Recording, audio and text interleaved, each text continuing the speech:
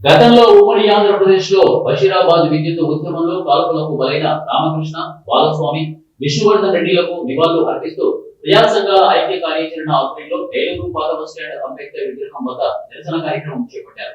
ఈ సందర్భంగా ప్రజా సంఘాల ఐక్య కార్యాచరణ నాయకులు వద్ద వెంకట్రావు, ఐఎఫ్టియు ఉమ్మడి పశ్చిమ గోదావరి జిల్లా ప్రధాన కార్యదర్శి, సిపిఐ ఏలూరు జిల్లా కార్యదర్శి మండల కృష్ణ చైతన్యం, సిపిఎం ఏలూరు జిల్లా కార్యదర్శి ఏ రవి మాట్లాడుతూ 2000 సంవత్సరంలో ఆగస్టు 28వ తేదీన ఆంధ్రప్రదేశ్ లో మరో స్వతంత్ర సంగ్రామం ఉద్యమం వెల్లువెత్తడం జరిగిందన్నారు.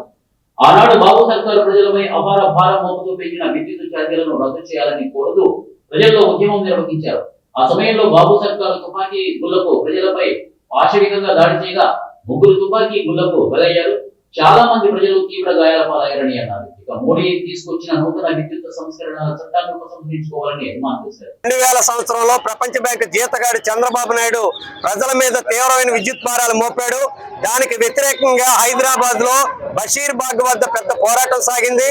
ఆనాడు బ్రిటిష్ వాళ్ళు జలియన్ వాలాబాగ్ లో ఎంత దుర్మార్గంగా, ఎంత కుతంత్రంగా వ్యవహరించారో అదే పద్ధతిలో బషీర్బాగ్ లో కాల్పులు కాల్చారు, టీర్ గ్యాస్ విడుదల చేశారు, లాఠీ చార్జీ చేశారు.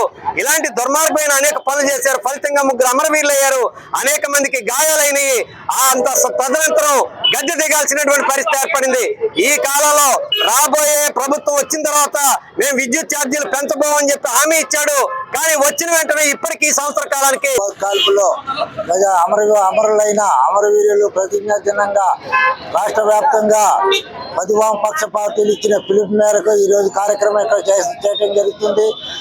ఈ స్మార్ట్ మీటర్లు విధించడం, విద్యుత్ ఛార్జీలు పెంచుతూ ఈ కూటమి ప్రభుత్వం చేస్తున్న ఎన్నికల్లో చేసిన వాగ్దానాల్ని విస్మరించి ఆ వాగ్దానాలకు భిన్నంగా విద్యుత్ ఛార్జీలు పెంచి స్మార్ట్ మీటర్లు బిగించి